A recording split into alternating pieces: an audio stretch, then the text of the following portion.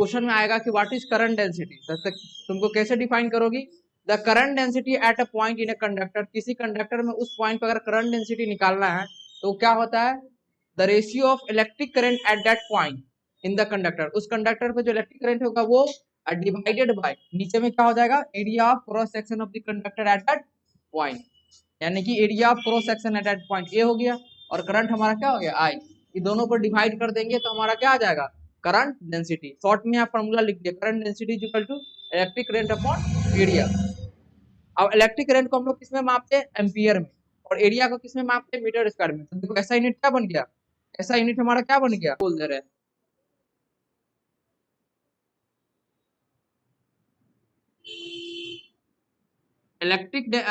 Electric density is current density is a vector quantity. Current density यानी it is a vector quantity. Direction कौन बताएगा कहाँ पे होता है? Density at a point is the is the is in the is in the is in the direction of is in the direction of positive charge at that point, direction of positive charge at that point। अगर current लिखा हुआ रहेगा तो वो भी सही रहेगा। Objective में अगर करंट लिख दिया इसके जगह पे कि जिधर करंट का डायरेक्शन होगा उधर ही करंट डेंसिटी का, तो वो भी सही होगा। ध्यान में रख लेना, घुमा के देगा तो ये नहीं कि अपना गलत कर रहे। कर रहा है an aluminium of wire of diameter 0.24 centimetre, यानी कि इलेक्ट्रिक करंट इसी से जा रहा है, और ये कनेक्टेड किसमें? सीरीज में कॉपर वायर, उसका डायमीटर ये दिया हुआ था। हमको कॉपर वायर के डायमीटर से कोई लेना देना नहीं है, करंट जिससे आ रहा है उसके वायर से लेना देना है। तो एल्युमिनियम वायर का डायमीटर कितना दिया हुआ है? 0.24 सेंटीमीटर। तो रेडियस का फॉर्मूला क्या होता है? डायमीटर बाय 2, 0.24 बाय 2, तो क्या आ गया? 0.12। अब सेंटीमीटर में आया, इसको मीटर में चेंज कर लेंगे, सेंटीमीटर से मीटर में चेंज कर लेंगे तो क्या हो जाएगा? 0.12 इंटू 10 पे पावर -2, और ये भी पॉइंट हटाएंगे तो नीचे में 2 जीरो और आ जाएगा। 0.12 में हटाएंगे, इसको ऊपर ले जाएंगे तो क्या हो जाएगा? 12 इंटू 10 पे पावर -4, क्या हो जाएगा? 12 इंटू 10 पे पावर -4। अब हम लोग का निकालना क्या? आगे देखते हैं। आगे अब हम लोग को निकालना है एरिया। एरिया हो गया, रुक जाओ आप चेक कर दो थोड़ा शिवांश। चलो, करंट डेंसिटी का फॉर्मूला होता है, करंट डेंसिटी का फॉर्मूला होता है करंट बाय एरिया। तो आई का वैल्यू दिया हुआ है, आई दिया हुआ है 10 एम्पियर का। क्वेश्चन में देखो करंट दिया हुआ है, इलेक्ट्रिक करंट 10 एम्पियर। तो 10 एम्पियर डिवाइडेड बाय एरिया निकालेंगे तो पाई आर स्क्वायर। एरिया का फॉर्मूला होता है पाई आर स्क्वायर। तो 10 एम्पियर का 10 एम्पियर, एरिया पाई का वैल्यू हो गया 3.14, और आर स्क्वायर यानी 12 इंटू 10 पे पावर -4 का स्क्वायर, यही करना है। ठीक है, पॉइंट काटेंगे तो 2 जीरो कहाँ चला जाएगा? ऊपर, यानी ऊपर में हो गया 1000 बाई 314, और ये 12 का स्क्वायर करेंगे तो हो जाएगा 144। 12 का स्क्वायर होता है 144, और 10 पे पावर -4 का स्क्वायर करेंगे तो हो जाएगा -8। इसको ऊपर लेके जाएंगे, इसको ऊपर लेके जाएंगे, इसको ऊपर लेके जाएंगे तो 1000 का 1000 3.14 होता है, सॉरी यहाँ 14 छूट गया, 3.14।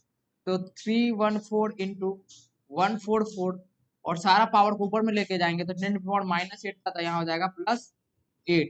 अब इसको तुम लोग जल्दी से इसको डिवाइड करो, इसको डिवाइड करोगे तो 2.2 3 जीरो तो ऑलरेडी है, 2 जीरो को और ले आ रहा है, 2 जीरो और ले आ रहा है, तो 5 जीरो हो गया। और इसको 3.14 यानी 314 इंटू 144 इससे डिवाइड कर लेना, और 3 जीरो इधर ले आए, 2 जीरो इधर ले आए, तो इधर हो गया 10 पे पावर 6। अब रफ में इसको पूरा को डिवाइड कर लेना, तुम्हारा लगभग आएगा 2.2 समथिंग करके, रफ में डिवाइड कर लेना। तो रुक जाओ, आ गया आंसर। आंसर हमारा आ गया 2.2 इंटू 10 पे power 6 ampere per metre square. या अरे तो हम ऐसे ना लिख दिए, या तो तुम ऐसे लिखो या तो ऐसे लिखो। हम बाई करके लिखे, सो नहीं देखी, जब इतना इधर देखते जाओ, जब इतना सेल था तो इलेक्ट्रिक करंट कम मात्रा में था, मतलब था लेकिन ज्यादा ब्राइटनेस नहीं था, कम मात्रा में ज्यादा। फिर जैसे एक और सेल बढ़ा दिया तो करंट और बढ़ गया। यानी कि यहाँ देखते जाओ, जैसे भी बढ़ा रहे हैं उसी प्रकार आई बढ़ रहा है। फिर और बैटरी लगाए तो आई और बढ़ गया। इसको दोगुना बढ़ाया था, ये भी दोगुना हो गया। इसको एक गुना किए तो ये भी एक गुना बढ़ रहा है। इसको दोगुना कर रहे थे, ये भी दोगुना हो रहा है। इससे हमको ये पता चल गया कि जितना भी को बढ़ाएंगे उतना ही आई बढ़ेगा। लेकिन ये ध्यान में रखना है कि ये क्या होना चाहिए, इस जो एक्सपेरिमेंट होना चाहिए किस टेम्परेचर पर होना चाहिए, कांस्टेंट टेम्परेचर पे। किस पे होना चाहिए, टेम्परेचर चेंज नहीं होना चाहिए, एट कांस्टेंट टेम्परेचर।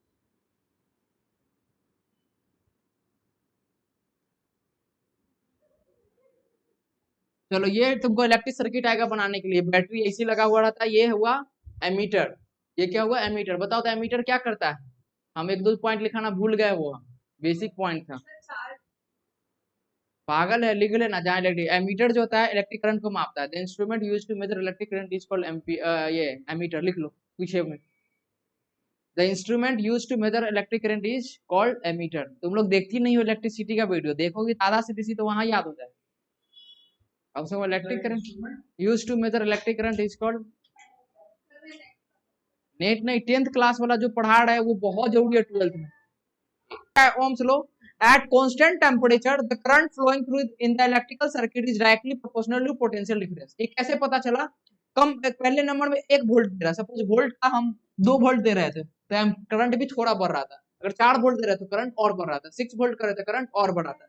यहाँ से ये पता चल गया कि जितना ज्यादा V देंगे उतना ज्यादा I बढ़ेगा, यानी V is directly proportional to I। तो प्रोपोर्शनलिटी का साइन हटेगा तो कांस्टेंट आएगा R, तो V इक्वल टू RI आ गया। तो इसको हम लोग अरेंज करने के लिए लिख सकते हैं V इक्वल टू IR, जहां पर V होता है पोटेंशियल डिफरेंस, I होता है इलेक्ट्रिकल करंट, R होता है इलेक्ट्रिकल कांस्टेंट जिसको हम लोग रेजिस्टेंस बोलते हैं। हो गया। यहां से हम लोग का ये आ गया कि जो SI यूनिट ऑफ रेजिस्टेंस का क्या होता है, ओम होता है, और पोटेंशियल डिफरेंस का SI यूनिट क्या होता है, वोल्ट होता है, और इलेक्ट्रिक करंट का एम्पियर होता है।